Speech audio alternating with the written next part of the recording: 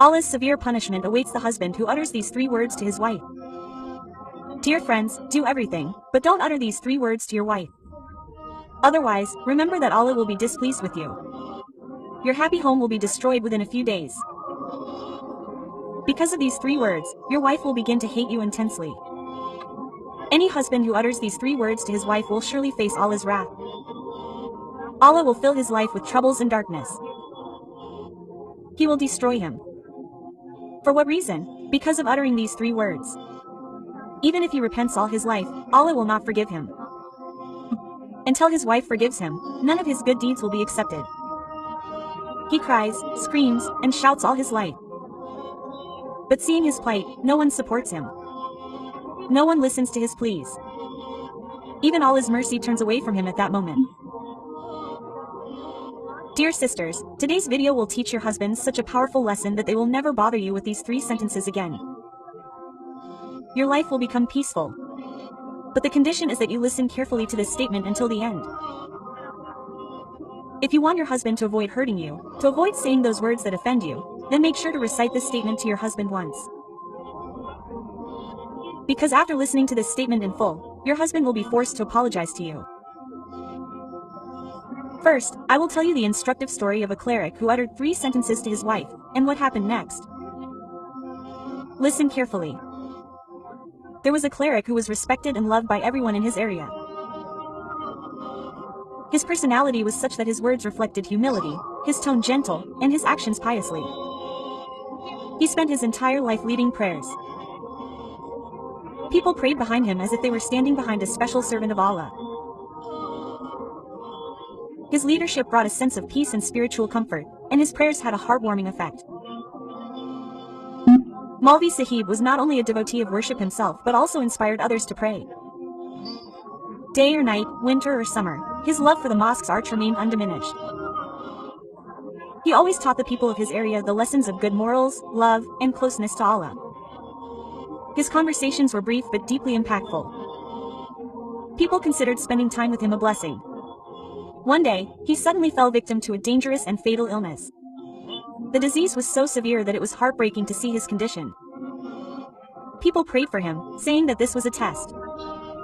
Allah tests his righteous servants to elevate their status. The echo everywhere was that this illness was a test of his faith and sacrifice. But the reality was quite the opposite. This illness wasn't a test from Allah, but a punishment for his sins. At the height of his illness, his prayers seemed ineffective. Seeing his condition, some people wondered, how could this be? He's a saint of Allah. Quote, but Allah's law of justice is extremely strong. When the intention behind apparent goodness is evil, that goodness becomes a disaster for a person on the Day of Judgment.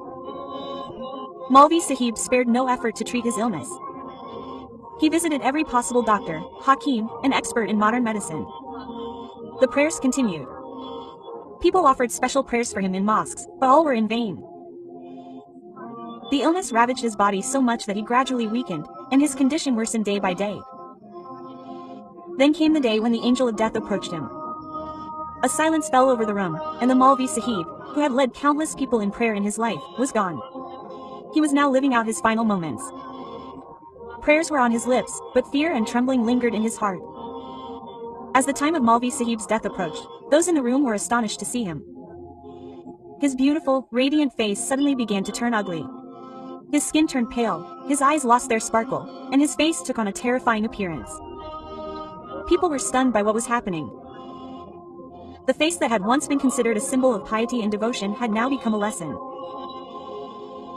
Finally, he breathed his last, and his body departed this world. People mourned his death, offered prayers, and declared that he was a very virtuous man. But only Allah knew the truth. When the time came to bathe Maulvi Sahib's body, those present were forced to witness another astonishing sight. As soon as the bath was attempted, his body suddenly began to swell. The body became so heavy that it became difficult for the people administering the bath to handle it. Seeing this scene, everyone present was terrified and began whispering, "What is happening?" He was a very pious and devout man. Quote, when the time came to lift the body of the Maulvi Sahib, those present witnessed another astonishing and intimidating scene.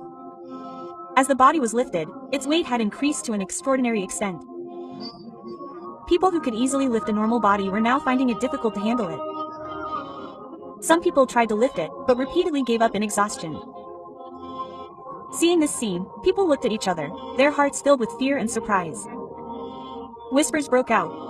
What is this? Is this not a sign of Allah's displeasure? This state of his body clearly indicated that he had committed some sin in his life. Finally, with great difficulty, Maulvi Sahib's coffin was brought closer to the grave. As it was being lowered into the grave, another heartbreaking scene unfolded. The grave suddenly felt narrow and heavy, and as soon as the coffin was placed inside, the ground seemed to refuse to accept it. A strange stench emanated from within, shocking everyone present. Fear was evident on their faces. As soon as the coffin was placed inside, those present realized that countless insects were already present inside. These insects were moving as if they were already waiting for prey. A strange heat was felt inside the grave, as if the place was not ordinary earth but a symbol of some kind of torture. The people, already shocked by Maulvi Sahib's illness and the condition of the coffin, were now completely terrified by this scene. The Maulvi Sahib's funeral was completed quickly, as no one dared to stay there for long. As soon as the burial was over, people began to leave the graveyard quickly, without speaking to one another. Some had pale faces, and others were filled with deep silence and fear. Now, in awe and astonishment, people went straight to his wife. Everyone had the same question. What sins did Maulvi Sahib, who appeared so pious and devout, commit that led to such a horrific fate? One person mustered up the courage to ask his wife, "Tell us the truth. Was there something in Maulvi Sahib's character or actions that we don't know? What sins did he commit that made him a target for such a lesson?" Quote.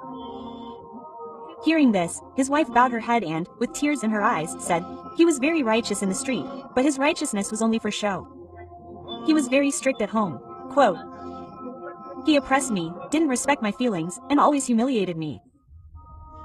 His words were heartbreaking. He prayed and worshipped a lot, but he lacked compassion and sincerity. In his anger, he would say 3 things to me. I believe it was because of those things that Allah punished him. People asked in astonishment, "What were those things?" The woman said, "My husband's first statement was this: 'You are a worthless woman. You are nothing without me.'" Single quote quote. This statement revealed his arrogance. He considered no one his equal, not even his wife. He led prayers only to gain fame. But deep inside him was a dark darkness. When he told me that I was worthless, I felt utterly pained. I felt like crying. I cried and cried in the presence of Allah, saying, "Oh Allah, you are the one who decides my fate." My Allah decided in such a way that a worshipper was made a target of lesson in front of everyone because of my 3 sentences. She said, "My brothers, do everything, but never be arrogant or proud in front of your wife, otherwise remember, your happy home will be destroyed." Here, I feel it necessary to tell you another story, often silent. A devout husband pushed his wife out of the house and said, "This house is not for you. A woman like you is not worthy of me." Quote. The wife fell to the ground, looked up at the sky, and said, "Oh Allah, you are seeing to my justice. If this door is closed to me today, I am sure you will open yours." Quote.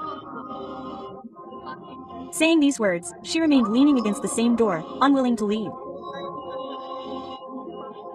She had no shelter or support, but the lamp of faith in Allah burned in her heart. She sat by that door, filled with hope, because she was the poor daughter of a poor father. On her wedding day, as she was leaving, her father had said in a trembling voice, "Whenever you come to my house, come happily, never come crying. No matter how your husband treats you, always consider your home your own, because daughters who honor their parents have to live a miserable life." Quote. Her husband, enraged, had pushed her out of the house. But she couldn't even think of going to any other door.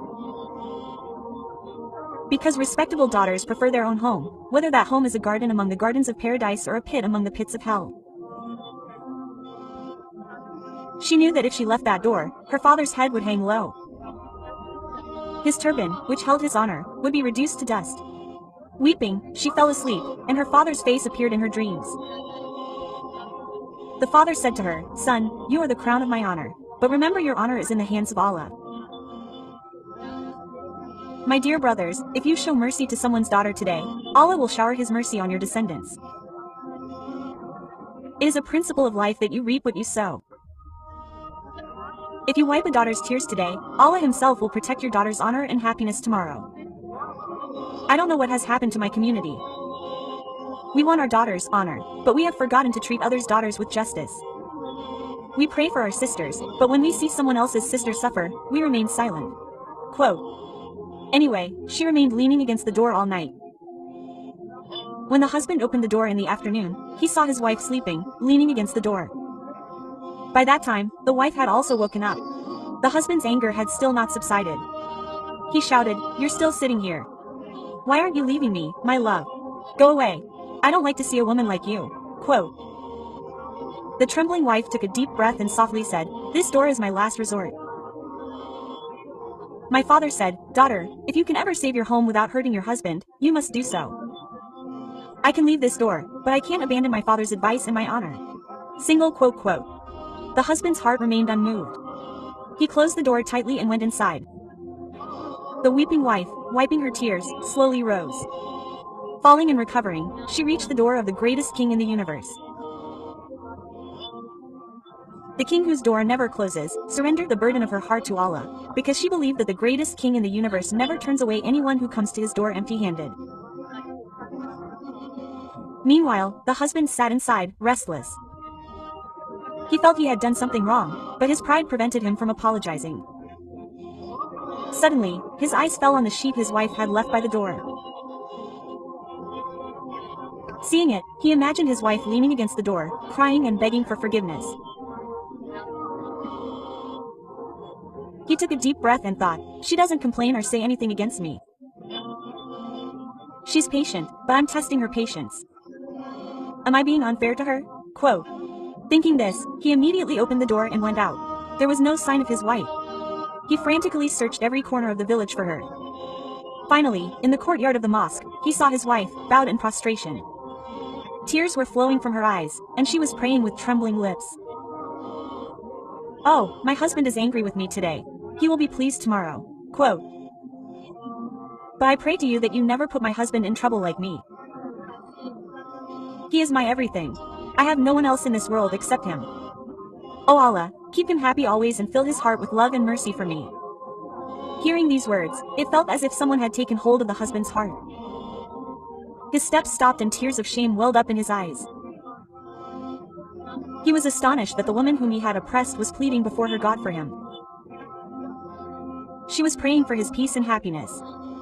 With trembling steps, he went near his wife and lifted her from prostration. The husband said in a trembling voice, "Forgive me. I did not appreciate your patience and love. I am fortunate to have a woman like you, and I regret that I was late in recognizing you." Quote. Hearing these words from her husband, the wife prostrated herself again and said while crying, "Oh Allah, I am thankful to you a million times that you did not let my tears go to waste. You valued my tears and instilled compassion in my husband's heart." She began, "I don't know what has happened to these women that when they face a difficult time, they cry on their pillows but not in prostration.